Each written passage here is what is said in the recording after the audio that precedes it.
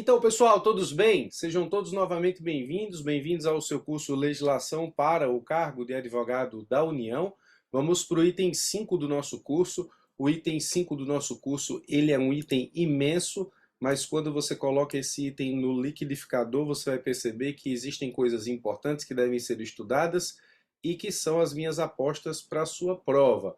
O item diz assim: modos consensuais de resolução e de prevenção de conflitos, conciliação, mediação, negociação, conceitos e distinções, autocomposição pública, câmaras públicas de autocomposição, Lei dos Acordos da União, a Lei 9469, mediação, Lei 13.140/2015, CPC, Lei de Introdução às Normas do Direito Brasileiro, conflito não judicializado, conflito pré-judicializado e conflito judicializado, consenso, autonomia da vontade e interesse público, indisponibilidade e intransigibilidade dos direitos privado e público, teoria dos jogos, estratégia de negociação, manual de negociação da AGU, acordos para encerrar e para prevenir litígios, portaria PGU 11 de 2020. O item 5, ele é um item imenso, mas em termos de concurso da Advocacia Geral da União, existem coisas que são extremamente importantes aqui para falar, em detrimento de outras que não têm importância, ou pelo menos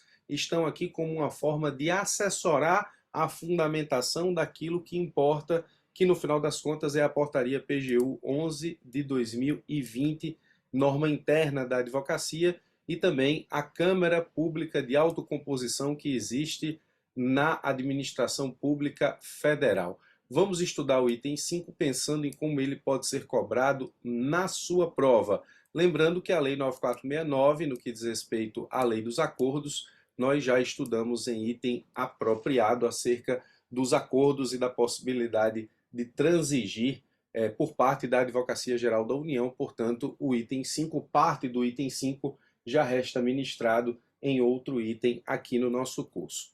Bom, a Lei 13.140 de 2015, ela diz assim no artigo 32, a União, os Estados, o DF e os municípios poderão criar câmaras de prevenção e resolução administrativa de conflitos no âmbito dos respectivos órgãos da advocacia pública, portanto, são órgãos da advocacia pública, as câmaras de prevenção e resolução administrativa de conflitos, onde houver com competência para. Então, o artigo 32 da Lei 13.140, ele é fundamental para o estudo do item 5 do nosso curso.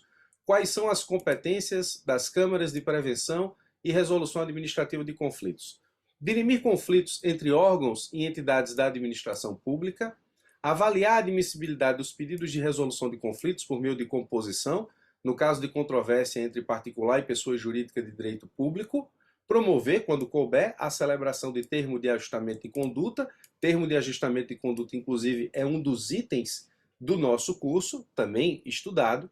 O modo de composição e funcionamento das câmaras de que trata o caput será estabelecido em regulamento de cada ente federado. A submissão do conflito às câmaras de que trata o caput é facultativa, obrigatoriamente não estamos falando em uma forma de solução de conflitos que seja impositiva, como é a jurisdição, e será cabível apenas nos casos previstos no regulamento do respectivo ente federado. Então, existe aqui uma margem de regulamentação daquilo que pode ser submetido à Câmara.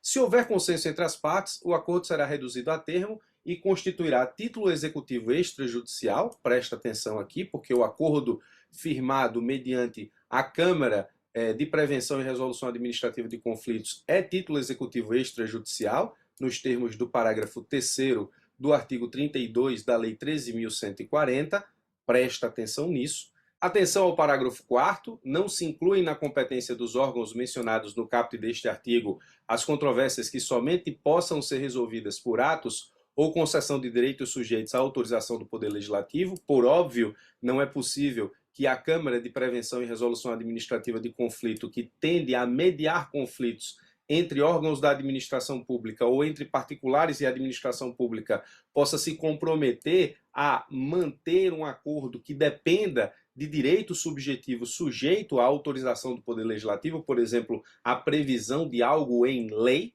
Compreende-se na competência das câmaras de que trata o caput a prevenção e a resolução de conflitos que envolvam o equilíbrio econômico-financeiro de contratos celebrados pela administração com particulares. Aqui envolve a questão dos contratos licitados ou não e praticados pela administração pública. Então, existe aqui na Lei 13.140, no artigo 32, uma aposta grande para a cobrança em concursos da advocacia pública, em concursos da Advocacia Geral da União, na disciplina Legislação para Advogado da União.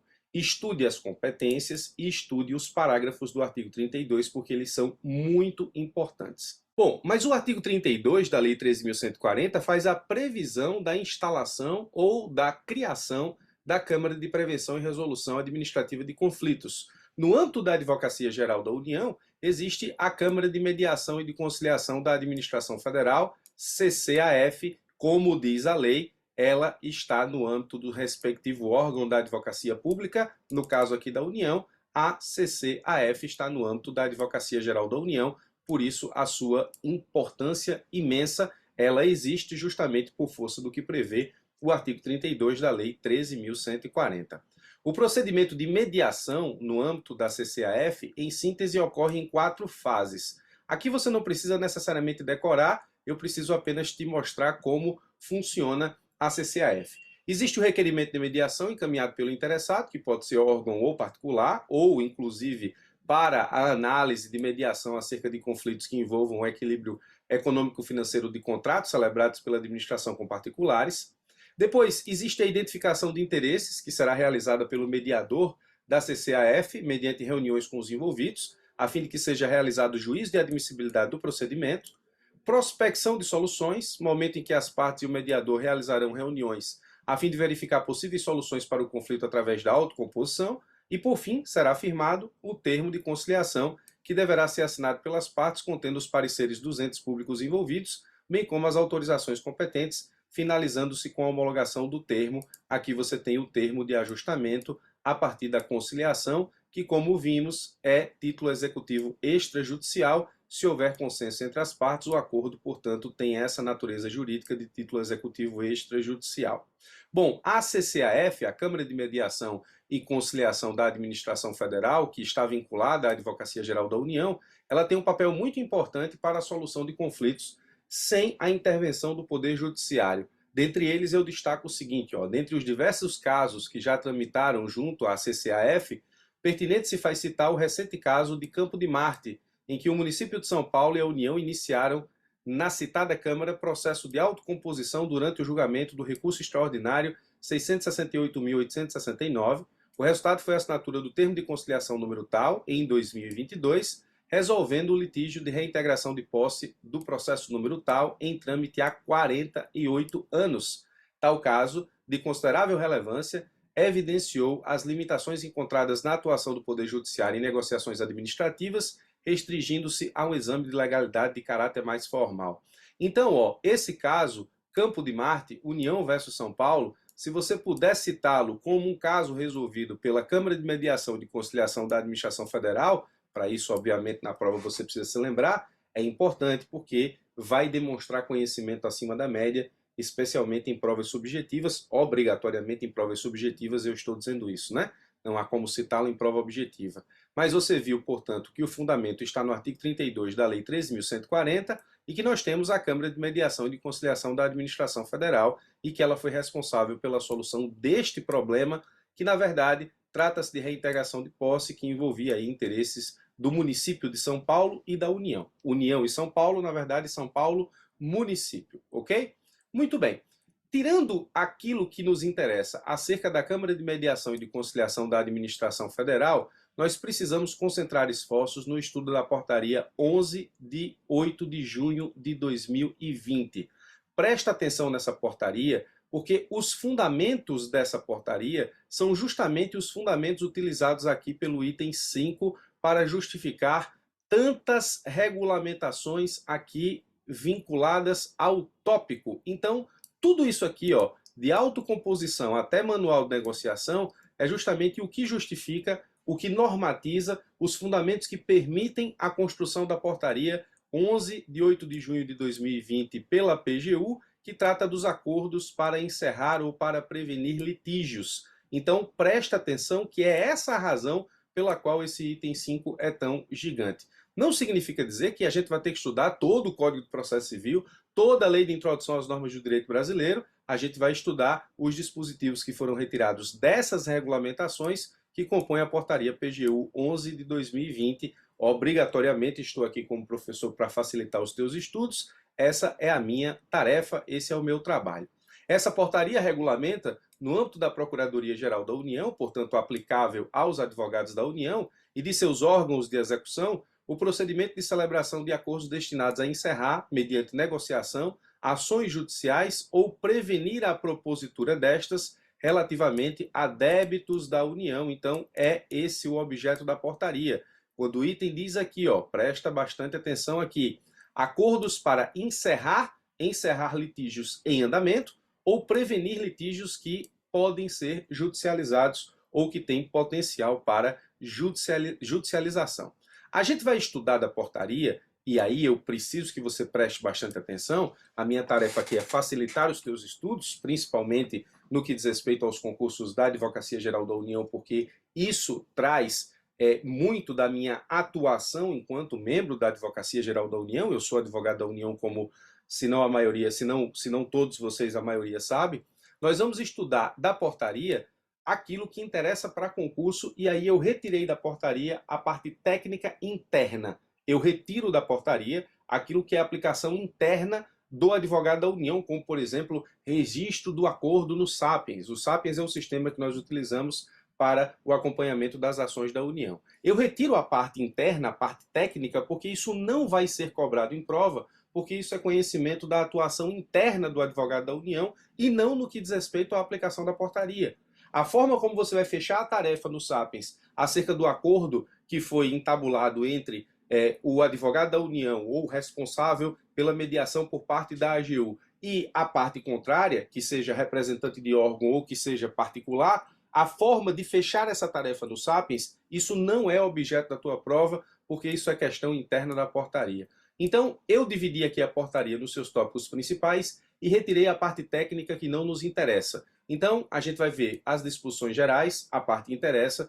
Vamos ver como é que se dá o exame de probabilidade de êxito para a formulação da mediação do acordo, análise de viabilidade jurídica do acordo, exame de economicidade do acordo, autorização para a celebração de acordos no âmbito da PGU. Então, eu vou passar com você pela portaria, pelas partes que nos interessam, tirando novamente, repito, a parte técnica, exame de proposta de acordo, assinatura e homologação e os planos de negociação que são firmados no âmbito da PGU e que servem de, entre aspas, jurisprudência administrativa para casos repetidos. Então, atenção, porque esses são os 8 tópicos da portaria que nós vamos ter que nos debruçar a partir de agora. Disposições gerais, exame da probabilidade de êxito, análise da viabilidade jurídica do acordo, exame da economicidade do acordo, autorização para a celebração do acordo, exame de proposta do acordo, assinatura e homologação e os planos de negociação. Então vamos para os termos da portaria e, como de praxe aqui, a gente vai estudando a legislação aplicada ao cargo de advogado da União e eu vou chamando a atenção para aquilo que efetivamente importa em termos de concurso, necessariamente, inclusive, se isso for uma aposta para a prova. Artigo 1º. A formalização do acordo não implica em reconhecimento do direito discutido no litígio, nem acarreta a desistência da tese defendida pela União em casos semelhantes. Essa é uma informação importante da portaria, porque no momento em que se faz um acordo, se percebe que no acordo, para que ele possa ser entabulado e efetivamente homologado, as partes precisam abrir mão de alguma coisa. No momento em que a União, naquele acordo, abre mão da defesa de uma determinada tese para entabular com aquele órgão ou com aquele particular um acordo, não significa dizer que ela reconhece o direito discutido no litígio, muito menos no que diz respeito a processos futuros. Pode ser que em um determinado momento a União entenda que não deve mais realizar acordos em relação àquela matéria, nem acarreta desistência da tese defendida pela União em casos semelhantes. As negociações que envolvam a obrigação de fazer e termos de ajustamento de conduta são regidas por esta portaria quando resultem na assunção de efeitos financeiros diretos pela União. Para os fins dessa portaria, equipara-se a acordo a hipótese em que a União apresenta memória de cálculo nos termos do artigo 509, parágrafo 2º do Código de Processo Civil, e o credor manifesta anuência aos seus termos a fim de encerrar o litígio, renunciando a eventuais diferenças a maior. Existe a possibilidade da feitura de acordo nos cumprimentos de sentença contra a União, quando a União apresenta o valor que entende devido, mas faz proposta de acordo com um certo deságio e a parte contrária, ela aceita esse valor e aí, nesse caso, nós temos um acordo para encerrar o litígio na fase de cumprimento de sentença. É disso que trata o parágrafo 4º do artigo 1º da portaria 11 que nós estamos estudando. Para os fins dessa portaria, considera-se negociação, técnica de solução de conflitos caracterizada pela busca da autocomposição mediante interlocução direta entre os envolvidos, sem qualquer intervenção de terceiro como auxiliar ou facilitador, negociação preventiva, negociação utilizada para a prevenção de litígios ainda não judicializados, o nome aqui é autoexplicativo, acordo, resultado do entendimento recíproco a que chegam as partes para a eliminação de conflito a respeito de débitos da União, termo de acordo, documento que estabelece as cláusulas e condições mediante as quais as partes firmam o acordo, fixam a sistemática de cumprimento e estabelecem as consequências de eventual descumprimento. Plano de negociação, documento que padroniza parâmetros de acordo sobre determinada matéria litigiosa, isso é uma espécie de jurisprudência administrativa no âmbito da Advocacia Geral da União para tratar de assuntos para o futuro, ou seja, planos de negociação, item 8. Órgão ou advogado da União competente para atuar em matéria de negociação, aquele que possua competência de acordo com as normas vigentes na unidade de execução da Procuradoria-Geral da União para atuar em negociações envolvendo determinado assunto ou tema. Então, esses conceitos da portaria, eles são importantes, mas eu não acredito que na prova o examinador vá utilizar esses conceitos como objeto, justamente porque eles são praticamente autoexplicativos, tá? A Procuradoria-Geral da União, a PGU, e seus órgãos de execução resolverão os conflitos de interesse, sempre que possível, de forma consensual e pela via da negociação, mediante negociação preventiva, que prevenirá o ingresso da demanda na esfera judicial, ou acordo judicial, que ocorre em qualquer fase do processo, inclusive após o trânsito em julgado da fase de conhecimento. Essa informação aqui é importante. As partes podem transigir mesmo após o trânsito em julgado da decisão na fase de conhecimento.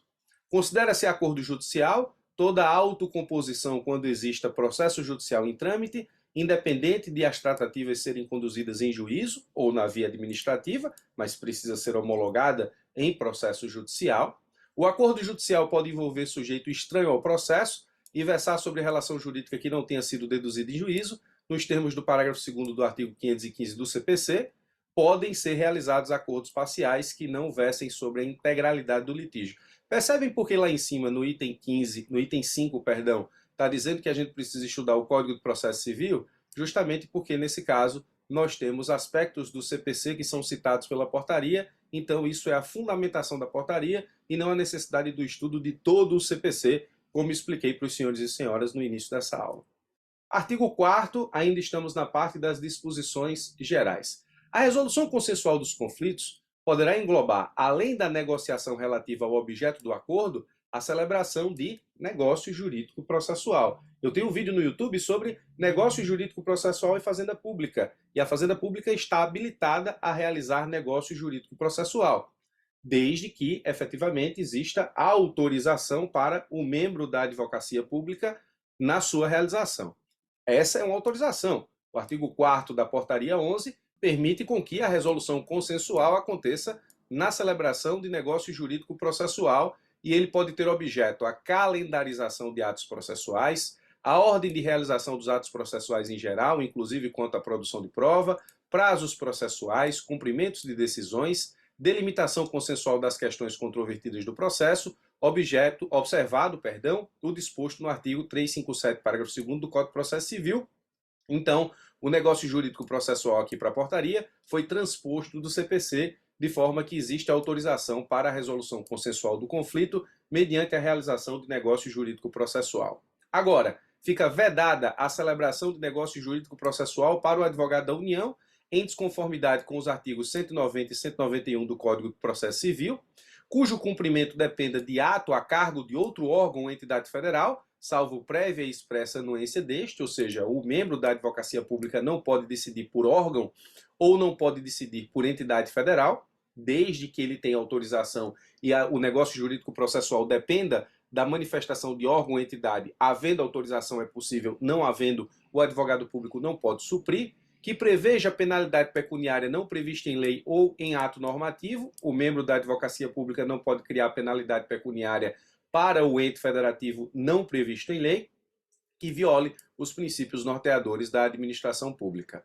A celebração de acordo, visando a prevenir ou encerrar processo judicial, observará as seguintes etapas: exame de probabilidade de êxito das teses defendidas pelas partes, análise da viabilidade jurídica do acordo, exame de economicidade, autorização, homologação e juízo quando necessário. Essas são justamente as fases que eu estabeleci enquanto tópicos importantes da portaria, para que a gente possa debruçar a nossa atenção.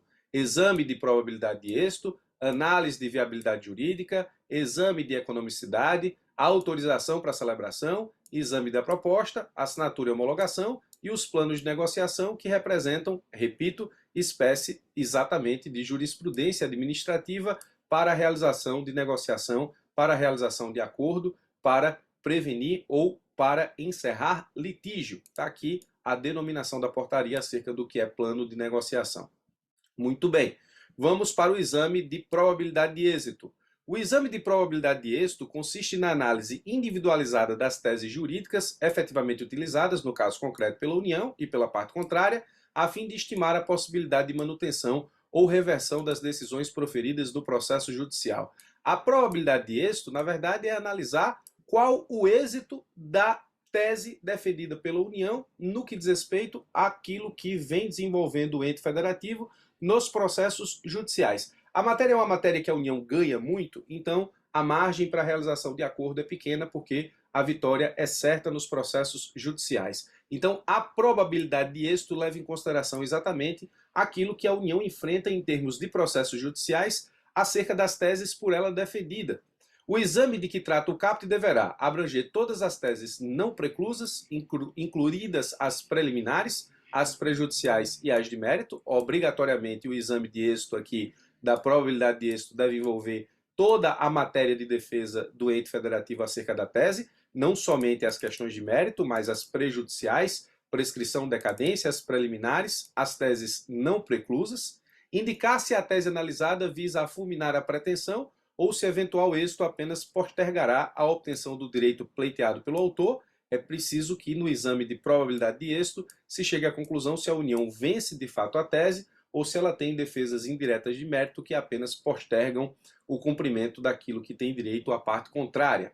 Será obrigatória a análise individualizada da probabilidade de êxito, no caso concreto, das teses e questões relativas a entendimentos fixados em súmulas, pareceres ou orientações normativas do AGU, orientações da PGU, matéria de ordem pública capaz de fulminar a pretensão, especialmente nas hipóteses de incidência de prescrição, decadência e coisa julgada, alegações de cumprimento administrativo da obrigação, alegações de liquidação da obrigação de valor igual a zero ou de impossibilidade de liquidação. Então aqui, essa tese precisa ser analisada de forma individualizada sempre que envolver qualquer desses temas. Súmula, parecer, orientação normativa do AGU, orientação da PGU, matéria de ordem pública que fulmine a pretensão, especialmente nas hipóteses de incidência de prescrição, decadência e coisa julgada, porque são matérias de ordem pública que acabam com a discussão judicial acerca da pretensão jurídica deduzida em juízo pela parte contrária. Alegações de cumprimento administrativo da obrigação, se já foi cumprido na esfera administrativa, o cumprimento judicial resta prejudicado. Alegações de liquidação da obrigação de valor igual a zero, ou seja, a União é condenada, mas quando se chega na liquidação não há o que pagar, ou de impossibilidade de liquidação. Esses temas eles são importantes porque merecem análise individualizada de cada tese e questão relativa à probabilidade de êxito. Da análise da viabilidade jurídica do acordo. A análise de viabilidade jurídica do acordo verificará se existem óbices legais para sua formalização. A análise poderá incluir pela viabilidade total ou parcial do acordo ou pela sua inviabilidade jurídica. Ou seja, aqui é preciso ver se existe alguma lei ou alguma norma em sentido amplo que impossibilite a realização do acordo por parte do ente federativo. A análise da viabilidade jurídica do acordo pode chegar à conclusão de uma viabilidade total, uma viabilidade parcial do objeto para a realização do acordo ou de total inviabilidade jurídica. Caso se entenda que o acordo é juridicamente inviável, o processo administrativo será arquivado, sendo essa informação comunicada ao órgão jurisdicional competente, quando se tratar de proposta apresentada nos autos de demanda judicial, ou diretamente ao requerente, quando se tratar de pedido administrativo. Então, a viabilidade jurídica diz respeito à possibilidade legal da realização do acordo, né? A probabilidade de êxito diz respeito à análise das teses que a União defende nos processos judiciais sobre aquela matéria deduzida em juízo, objeto de acordo. Do exame de economicidade do acordo. A economicidade do acordo para a União estará configurada quando o acordo resultar em redução no valor estimado do pedido ou da condenação, ou seja, quando houver economia para os cofres públicos no que diz respeito à realização do acordo, o acordo resultar em condições de pagamento mais benéficas à União, ainda que não haja redução do valor, o acordo resultar na transferência do ônus de pagamento ou de cumprimento de obrigação para outra parte ou interessado, ou seja, a União também se livra aqui no que diz respeito ao pagamento ou cumprimento, o custo do prosseguimento do processo judicial for superior ao do seu encerramento. Aqui nós temos um tema importante, porque muitas vezes nós realizamos acordo para pôr fim a uma demanda, porque o movimento da máquina da União, nesse caso, acaba se tornando mais cara do que aquilo que é objeto de briga judicial. É importante perceber que o advogado público federal é remunerado pela União, o juiz federal é remunerado pela União, os analistas da Justiça Federal são remunerados pela União, o oficial de justiça também, ou seja, toda a máquina movimentada para o processo judicial, o custo dessa máquina é da União. Se o custo da máquina for superior ao objeto que se está sendo discutido, é viável a realização de acordo para pôr fim àquele processo, justamente porque não adianta continuar com a execução daquele processo quando aquilo que a União vai receber é inferior àquilo que ela paga para efetivar o seu recebimento na via judicial. A obrigação de fazer puder ser cumprida da forma mais favorável ou houver interesse social na solução célere da controvérsia. Então aqui estamos diante de uma questão de política pública, ou seja, se houver interesse social na solução célere da controvérsia, toda a análise acerca da redução de valores, acerca das melhores condições de pagamento, da transferência do ônus ou cumprimento da obrigação, ela deixa de ser uma análise puramente técnica acerca daquilo que a União vai ganhar com a demanda para o cumprimento da política pública, para o cumprimento aqui do interesse social. Então, esse é o exame de economicidade do acordo. Da autorização para a celebração de acordos no âmbito da Procuradoria-Geral da União, artigo 10. Os órgãos de execução da PGU ficam autorizados a realizar acordos ou transações para terminar litígios com o objeto de encerrar ações judiciais ou ainda prevenir a propositura dessas, relativamente a débitos da União, observados os seguintes limites de alçada. Nos casos de competência das PSUs, PSU é órgão de execução da PGU, que, nesse caso, está localizado estrategicamente em cidades que não são capitais de Estado. As procuradorias da União estão localizadas nas capitais do Estado e as procuradorias regionais da União estão localizadas onde tem sede de Tribunal Regional Federal. Então, até 500 mil pelo advogado da União que atua diretamente na causa, até 5 milhões mediante prévia e expressa autorização do coordenador da Central Regional de Negociação, até 10 milhões mediante prévia e expressa autorização do Procurador Regional da União.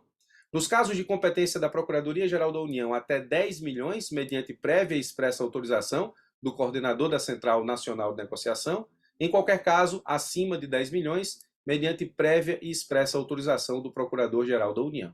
Quando o valor desembolsado pela União para o encerramento do litígio for superior a 50 milhões, o acordo dependerá de prévia e expressa autorização do PGU, do ministro de Estado a cuja área de competência estiver afeto ao assunto, ou ainda do presidente da Câmara dos Deputados, do Senado Federal, do Tribunal de Contas, do Tribunal ou Conselho, do Procurador-Geral da República, do Defensor Público Geral, se houver interesse institucional dos órgãos dos Poderes Legislativo e Judiciário, do MPU e da Defensoria da União. Defensoria Pública da União, DPU. Entende-se por área de competência, para fins do parágrafo 1º, a estabelecida na Lei de Organização Básica dos órgãos da Presidência da República e dos Ministérios, referente à principal matéria do mérito debatido do processo judicial ou na demanda submetida à negociação preventiva, e os limites de alçada fixados no inciso 1 do caput podem ser total ou parcialmente objeto de delegação ou de avocação por atos dos respectivos responsáveis, a fim de atender à necessidade específica dos órgãos de execução e das centrais de negociação regionais e locais. Eu chamo a atenção que penso que se esse artigo 10 da portaria 11 for cair na sua prova, a aposta mais provável seria a possibilidade da realização de acordo até R$500 mil pelo advogado da União que atua diretamente na causa, justamente sendo essa uma atividade que você pleiteia enquanto futuro membro da Advocacia Geral da União no cargo de advogado da União, estudando legislação que cai para esse cargo. Do procedimento para exame de proposta de acordo e para a respectiva assinatura e homologação.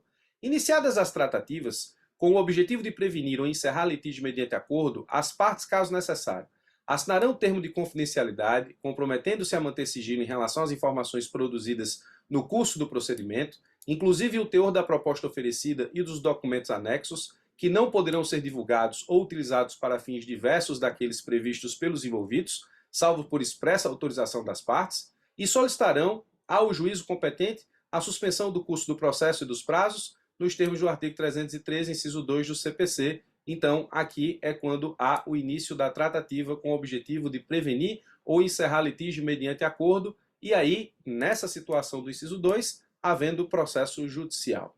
O processo que veicula tratativas de negociação deverá ser instruído com as seguintes peças: proposta de acordo, formalizada por requerimento, petição, ata de audiência ou documento análogo, documentos que fundamentam a proposta de acordo, cópia das peças principais dos autos, da demanda judicial, caso não estejam disponíveis no Sapiens. Sapiens é o sistema que nós acompanhamos as ações da União. Parecer técnico conclusivo, elaborado pelo Departamento de Cálculos e Perícias ou pelo Núcleo Executivo de Cálculos e Perícias, se necessário. Aqui é o NECAP da Advocacia Geral da União, é o Núcleo de Cálculos e Perícias que realizam as nossas análises contábeis de valores. Outros documentos que possam auxiliar o exame, inclusive manifestações técnicas, elaboradas pelos órgãos da administração a respeito do assunto, manifestação escrita, contendo o exame de probabilidade do êxito das teses da União, a análise da viabilidade jurídica do acordo e o exame de economicidade do acordo para a União, de que trata o artigo 5º.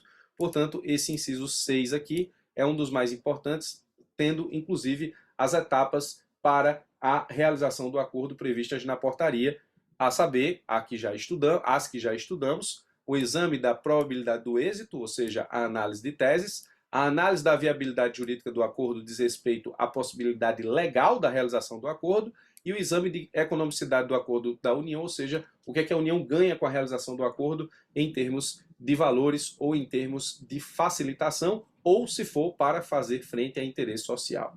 A autorização superior e ministerial, de que trata o artigo 10 caput, parágrafo 1º, se necessárias, são as autorizações previstas aqui no artigo 10 que acabamos de estudar acerca das autorizações especiais no que diz respeito à realização de acordo, ok? Do termo de acordo. São cláusulas obrigatórias nos acordos celebrados pela União. Qualificação das partes e dos seus representantes, objeto do acordo e, quando for o caso, da demanda judicial, se for para encerrar litígio, fundamentação jurídica, beneficiários, valor do acordo se houver, forma de cumprimento, renúncia pelo credor dos direitos oriundos da mesma causa de pedido da demanda, nos termos do artigo 487, inciso 3c do CPC. Então, é cláusula obrigatória do acordo renunciar o credor o direito oriundo da mesma causa de pedir, para que ele não discuta a questão judicial no porvir.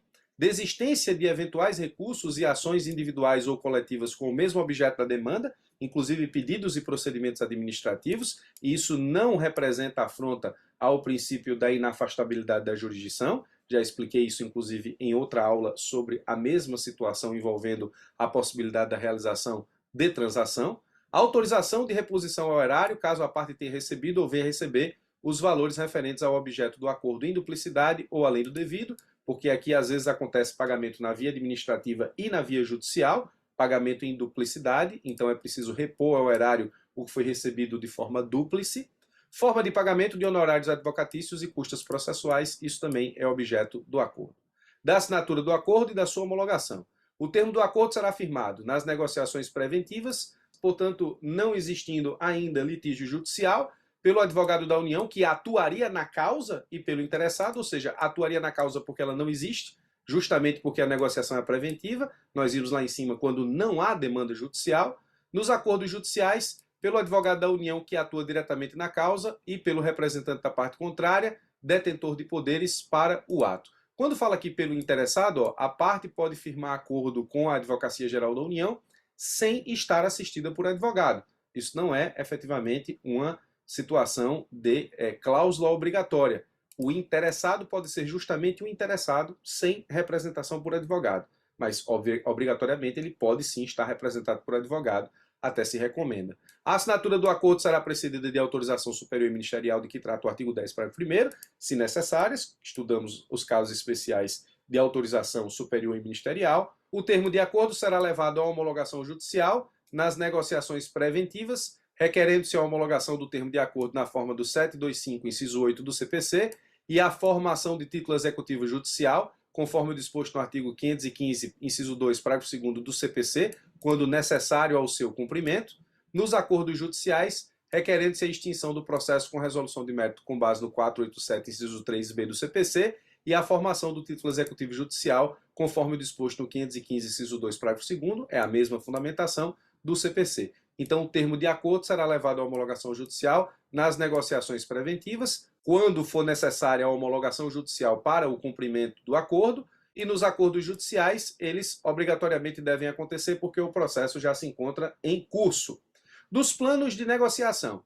A padronização de propostas de acordo a respeito de determinada matéria litigiosa poderá ser feita mediante a elaboração de planos de negociação. A padronização é uma espécie de jurisprudência administrativa que permite a aplicação de um plano de negociação pré-estabelecido para uma pretensão jurídica já analisada antes pela Advocacia Geral da União. Os planos de negociação poderão ter caráter nacional, regional ou local, conforme sejam elaborados respectivamente pela PGU, aqui caráter nacional, PRU, caráter regional. PRU são as instalações ou os órgãos de execução da PGU que estão alocados onde tem sede de Tribunal Regional Federal. As Procuradorias da União e seccionais da União seriam, portanto, planos de negociação local. Os planos de negociação conterão os fundamentos para o acordo, a metodologia de cálculo a ser empregada, a indicação de deságio mínimo ou padrão e a forma de cumprimento da obrigação, ou seja, o plano de negociação já estabelece de forma prévia para aquela demanda toda a questão que envolve o exame de probabilidade de êxito, a análise da viabilidade jurídica do acordo, o exame de economicidade, a autorização para a celebração, exame de proposta, assinatura e homologação. O plano de negociação, ele já traz tudo isso pré-fabricado para uma determinada situação de pretensão jurídica deduzida em juízo, e a partir daquela pretensão, verificada a pretensão e a possibilidade da realização de acordo, o advogado da União faz utilização do plano de negociação e apresenta o acordo em juízo, se já houver litígio em andamento, ou na situação de negociação preventiva, a apresentação do plano de negociação para a parte contrária, que deve conter, para a formulação do acordo, a metodologia do cálculo, os fundamentos para a realização do acordo, a indicação de deságio mínimo. Normalmente essas matérias são repetitivas e o objeto aqui da vantagem da União realizar o acordo é justamente pagar a menor do que deveria. Então existe um deságio mínimo ou padrão e a forma de cumprimento da obrigação. Então aqui está o plano de negociação, que pode ser nacional, regional ou local. Preciso dizer que, se houver plano de negociação, o advogado da União precisa aplicá-lo ao caso a fim de resolver o litígio de forma consensual, ou seja, com o acordo da parte contrária. Bom, esse é o item 5 e eu facilitei os teus estudos estabelecendo exatamente o estudo do artigo 32 da Lei 13.140 e analisando como se dá a permissão legal para a criação de Câmara de Prevenção e Resolução Administrativa de Conflito. Nós vimos que no âmbito da Advocacia Geral da União, no âmbito da União e da AGU, existe a Câmara de Mediação e de Conciliação da Administração Federal e o seu funcionamento. Na segunda fase, se você utilizar aqui o exemplo do Campo de Marte, município de São Paulo e União, se cair o tema, para exemplificar uma das atuações extremamente importantes da Câmara de Mediação e Conciliação da Administração Pública Federal, e estudamos a Portaria 11 de 2020 naquilo que interessa a realização de provas, tirando toda a parte técnica interna que não é objeto de prova e não pode ser, porque trata efetivamente de procedimento interno que exige aí o conhecimento prévio de setores específicos da Advocacia Pública Federal, do cargo de advogado da União e do sistema Sapiens, praticamente. Então, eu tirei aqui a espinha e te apresentei só o filé da Portaria 11 de 2020 acerca exatamente dos acordos para pôr fim a litígio ou para prevenir litígio a partir dos tópicos que eu te apresentei no início da aula. Exame de probabilidade de êxito, ou seja, exame de teses da União, análise da viabilidade jurídica diz respeito à análise da possibilidade de realização do acordo em termos de infração à norma, ou seja, se o acordo é legal ou não.